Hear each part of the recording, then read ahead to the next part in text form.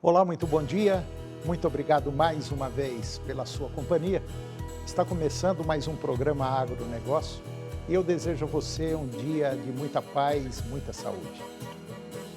E no programa de hoje nós vamos comentar do mercado logístico, ou melhor, da falta de armazéns para guardar a safra. Vamos falar do mercado do milho. Os preços estão mexendo com o produtor. Você vai ver como está o mercado da carne de frango com o Japão. Você vai ver também quem são os maiores do Brasil no mercado do leite. E eu vou conversar com o Luciano Bravo, especialista em crédito internacional da Bravo. E vamos falar que o Brasil é o terceiro país no mundo onde as empresas do agro mais precisam de crédito.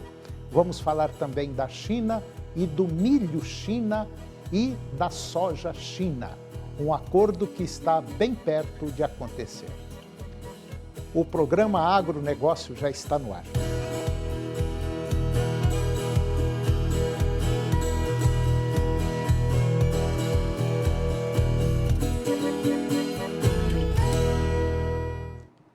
Eu começo o programa de hoje falando do mercado logístico, ou melhor, da falta de armazéns para guardar a safra. Com a colheita da soja chegando ao fim, um problema recorrente volta a ganhar destaque: a falta de capacidade estrutural para o armazenamento de grãos aqui no Brasil. A situação, que já é uma preocupação constante do setor agropecuário, se intensifica nesta época do ano, quando a produção atinge seu pico e revela um gargalo logístico que impacta diretamente a competitividade do agronegócio.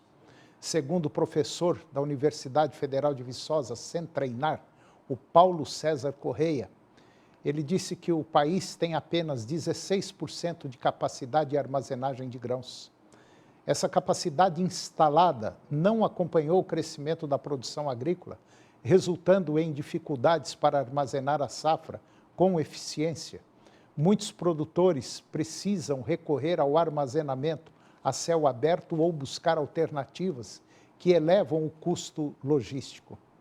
Além disso, comparado a outros grandes países produtores de grãos, o Brasil ainda possui um déficit significativo de armazéns, o que aumenta a vulnerabilidade do setor, a perdas pós-colheita e pressiona os preços no mercado.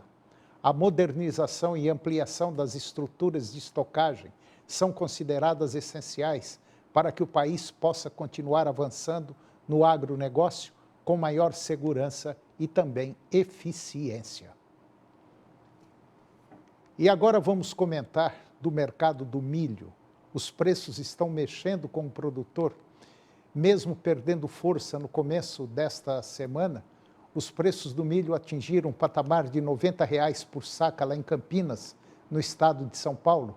Segundo o indicador Exalc BMF Bovespa, maior patamar nominal desde abril de 2022. As altas internas nos preços fizeram com que o governo promovesse uma isenção para os impostos de importação do grão para tentar aliviar a oferta doméstica. O total importado de milho até a terceira semana de março somou 820 mil toneladas, quase o dobro das 427.300 toneladas registradas em todo o mês do ano passado, de acordo com a Secretaria de Comércio Exterior, que é a SECEX. Tanto a demanda externa quanto interna do grão estão aquecidas. No final das contas, o que vai determinar o quanto vamos exportar em 2025 fica para a colheita da safrinha, que concentrar a maior parte do ciclo anual do milho. Dito isso, temos um cenário mais apertado de oferta que reflete nos preços, justamente porque contamos apenas com os estoques de passagem do ano passado e a colheita da primeira safra. Entre os outros fatores que colocam pressão nos preços está o avanço dos projetos de etanol de milho e aumento do confinamento de gado. No fim de 2024, a desvalorização do real tornou o milho mais atrativo no mercado internacional. E agora vamos falar um pouquinho sobre o mercado da carne de frango em relação ao Japão.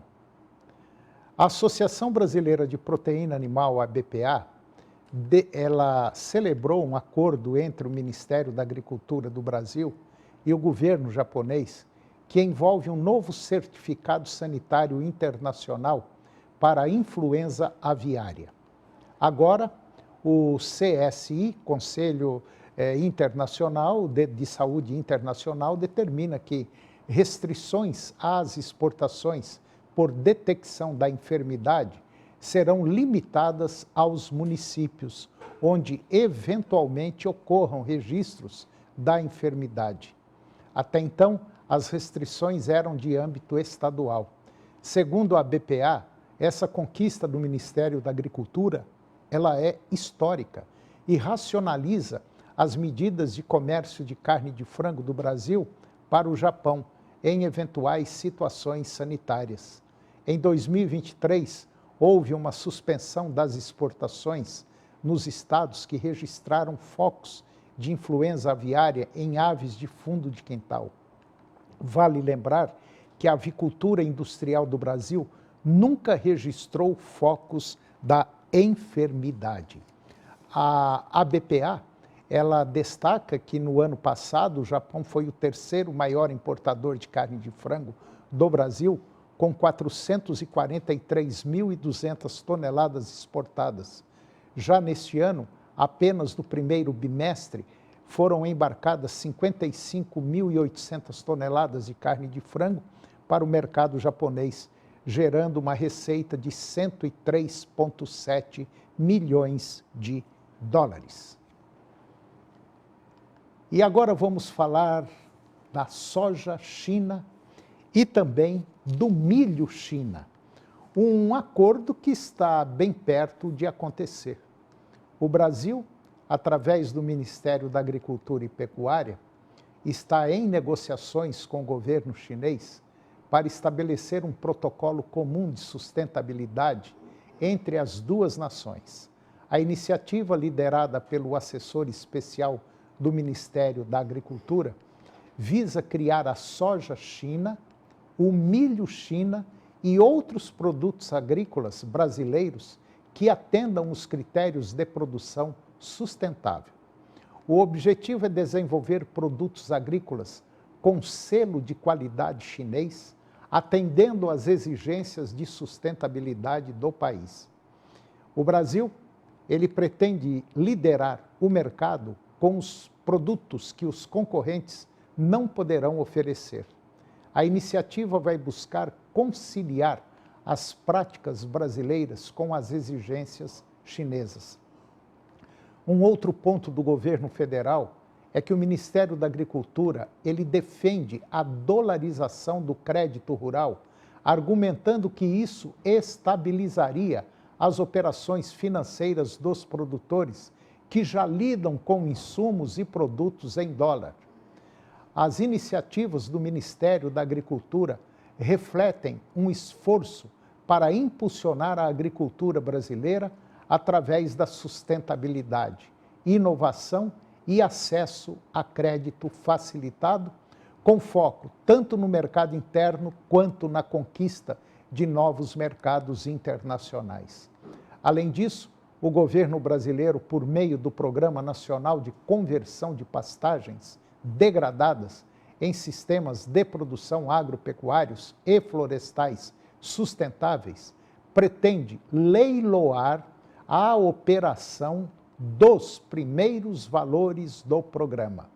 A Secretaria do Tesouro Nacional do Ministério da Fazenda está finalizando os preparativos para o leilão, com a expectativa de ofertar entre 1 bilhão e 200 milhões de dólares e 1 bilhão e 300 milhões de dólares, aproximadamente aí 7,4 bilhões de reais. O montante ele é composto por 1 bilhão de dólares do Fundo Clima e recursos dos bancos.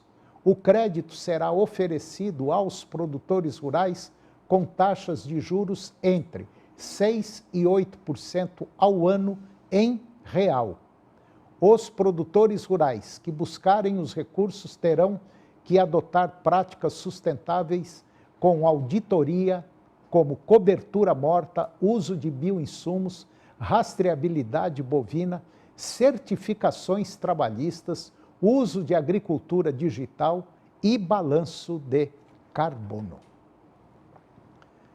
E agora vamos falar do mercado da carne bovina em relação às importações lá da China. Os preços da carne bovina no mercado chinês, eles registraram alta na última semana, com o dianteiro bovino brasileiro sendo negociado entre $5.500 e $5.600 por tonelada. No entanto, a relutância dos importadores e a demanda ainda enfraquecida mantém o ritmo das negociações, abaixo do esperado. O cenário mundial também passa por ajustes, especialmente após a decisão da China de não renovar a habilitação de plantas frigoríficas dos Estados Unidos, o que gerou mudanças na participação dos principais exportadores. No mercado da pecuária de corte, o cenário é de firmeza para os preços do bezerro e também da arroba do boi gordo. Quem tiver trato para passar a seca, provavelmente terá resultados positivos com os valores dos animais. E depois do intervalo eu vou conversar com o Luciano Bravo. Ele é especialista em crédito internacional e nós vamos falar do Brasil, que é o terceiro país no mundo onde as empresas do agro mais precisam de crédito. Nós voltamos já, é um minutinho só.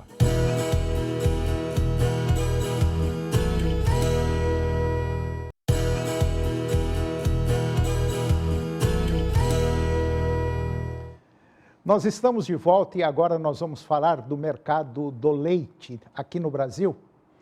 O ranking Abraleite, das maiores empresas e cooperativas de laticínios do Brasil, é uma iniciativa e realização da Associação Brasileira dos Produtores de Leite, a Abraleite.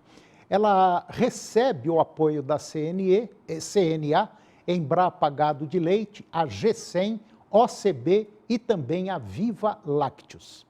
A versão 2024 completa 28 anos de levantamentos ininterruptos, com a maioria das empresas participando desde o ano de 1997. E este ano, o patrocínio exclusivo é da ABS Brasil. Participaram do ranking 17 empresas de cooperativas de laticínios, e dessas, 8 são cooperativas e 9 são empresas privadas.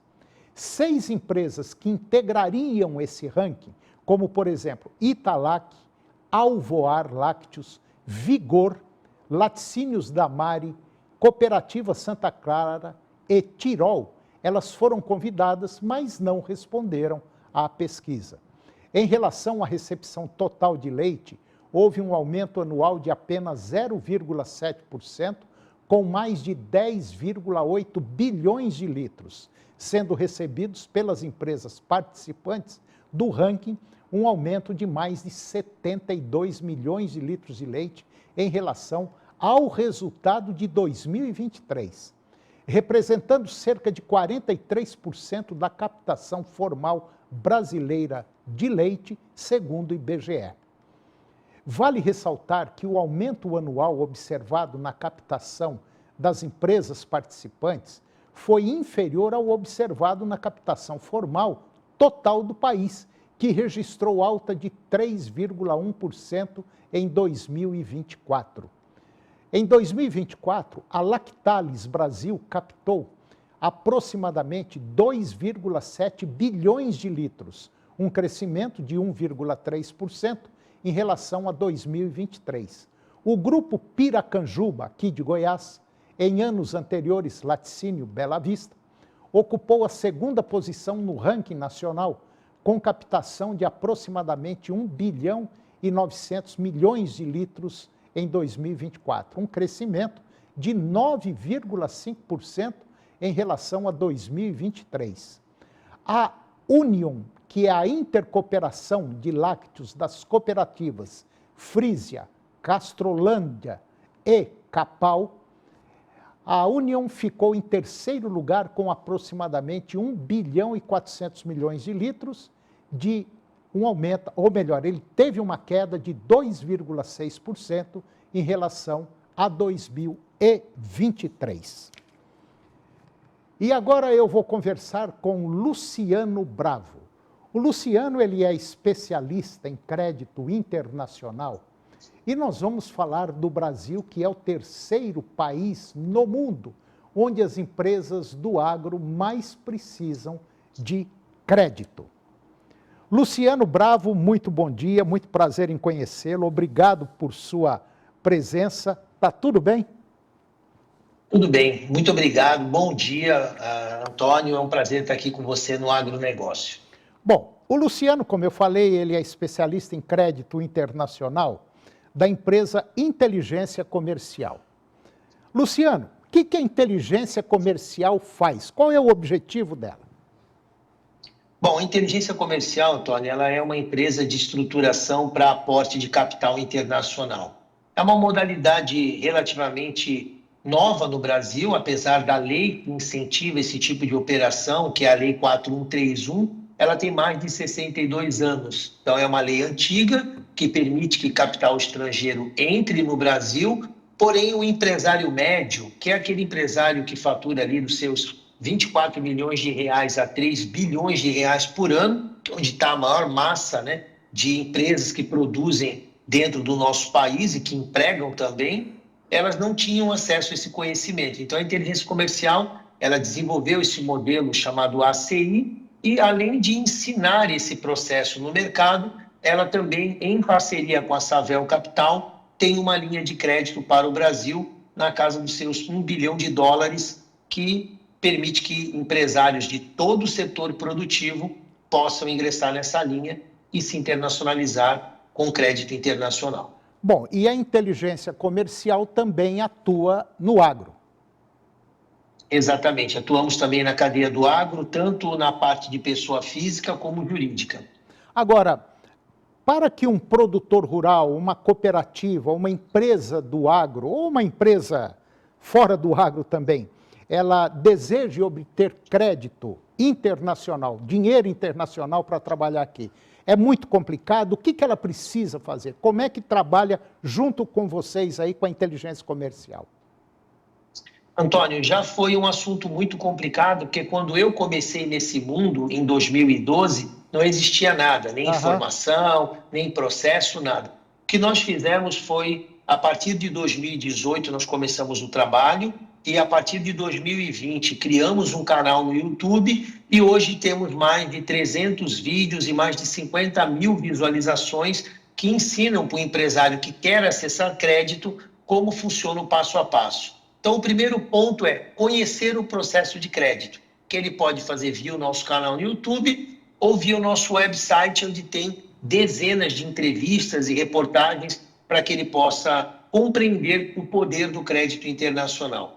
Número 2, ele tem que mandar a documentação para análise. Então, ele entra com uma documentação que é muito mais simples que um kit banco, que a maioria dos empresários estão acostumados, e ali naquela documentação que ele apresenta, que a gente chama de elegibilidade, ele já tem o acesso a um relatório que chamamos de RTACI, e nesse relatório ele já tem o deferimento ou não da sua primeira oferta de crédito internacional, começando com o valor de 3 milhões de dólares. Então, a gente trabalha de 3 milhões de dólares para cima.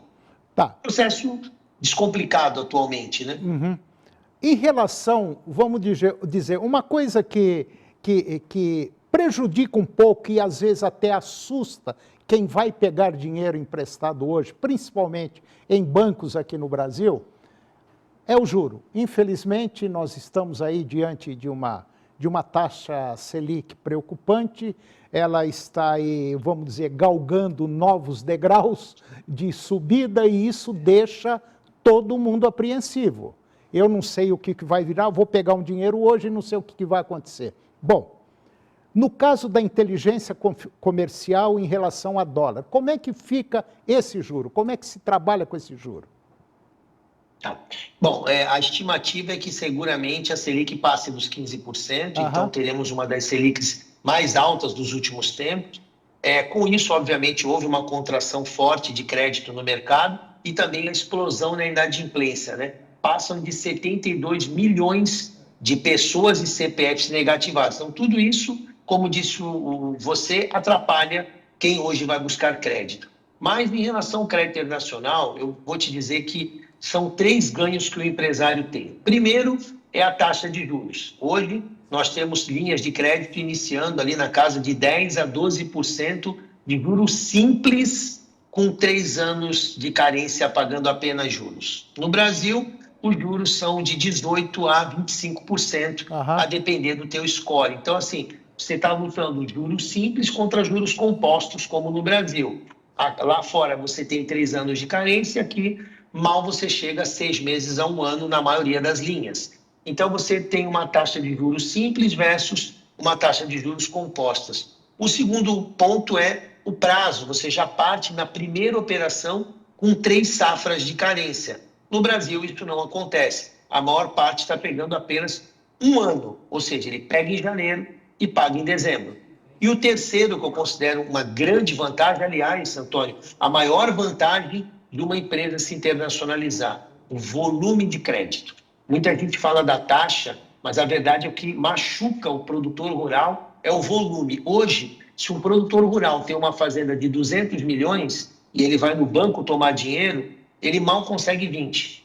Então, lá fora, com essa mesma fazenda, você consegue 80. Então, você tem uma maior amplitude de crédito para pegar e, com isso, trabalha melhor o seu plantio. Bom, você estava falando aí, eu estou dando uma viajada aqui. Agora, parece que o próprio governo federal, o governo brasileiro, via BNDES, quer emprestar dinheiro ao setor agrícola, ao setor produtor rural, também em dólar. E aí eu conversando com uma série de produtores, basicamente todos eles foram unânimes. Eu não pego, eu tenho medo. Eu tenho medo de pegar dinheiro aqui no Brasil, porque tudo muda. Em questão aí de 1 mês, 2 meses, a gente não tem segurança. Já no caso da inteligência comercial, pelo que você está falando, a segurança é total, né? Porque assim, você fazer operação de crédito internacional num país que tem um câmbio fechado como o Brasil é um risco tremendo. Ele vai te travar nas oscilações para mais e para menos, e no frigir dos ovos você ainda vai levar de contrapartida reciprocidades, que todo produtor rural sabe o que é. Então, assim, o fato de você tomar dinheiro no Brasil por bancos brasileiros, mesmo sendo um banco público grande como o BNDES, você sempre vai ficar amarrado de não ter outras opções. Por que nós, da inteligência comercial, pregamos a internacionalização? Porque, por exemplo, é o que fez a JBS ser o que ela é.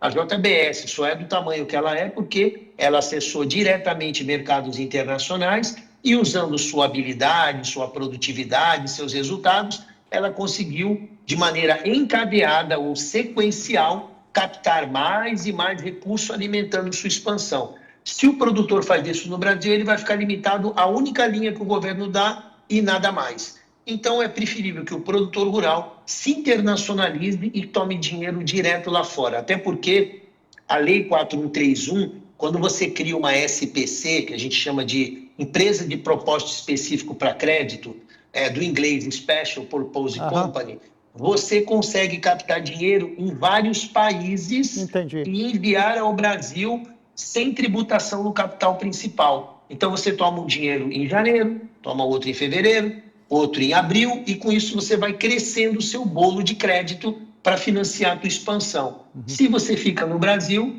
isso não acontece. E o motivo é claro. Você pega um produtor rural, como a gente analisa dezenas, e você vê que ele tem ali 20, 30, 40, 50 processos de crédito, que quando você soma tudo isso, fica 30% do que ele precisa. Não adianta muito, né? É claro que não. Luciano, eu gostei demais dessa conversa e eu acho que foi uma conversa muito proveitosa e eu gostaria até de convidá-lo a, dentro de uns próximos dias, você voltar para a gente dar continuidade a essa conversa, porque parece que tem bons frutos vindo por aí. E eu acho que essa conversa é de muita importância para o setor produtivo aqui, principalmente do nosso estado aqui. Tá certo? Posso entrar em contato aí direto com você para trazê-lo novamente aqui. Tá bom? Pode contar conosco, é um prazer sempre estar aqui fornecendo informações. E eu só quero deixar um adendo importante. Nós agora lançamos um fórum técnico que é aberto a qualquer profissional. Esse fórum já tem as inscrições na nossa landing page e ele criou o primeiro book de crédito internacional da América Latina. Então, é um treinamento que vai haver que tanto quem trabalha no crédito como quem quer crédito, tipo os clientes, né, os produtores, podem conhecer o crédito internacional e aí decidir se vão fazê-lo ou não. Tá certo, então. Luciano, muito obrigado, um grande abraço. Obrigado, Antônio. E até a próxima. Fiquem com Deus, um abraço. Amém, obrigado. E o programa de hoje chegou ao fim. E eu termino o nosso programa com a seguinte frase: a fé é a mais elevada paixão de todos os homens. Muito obrigado pela sua companhia, que Deus os abençoe e até o próximo programa.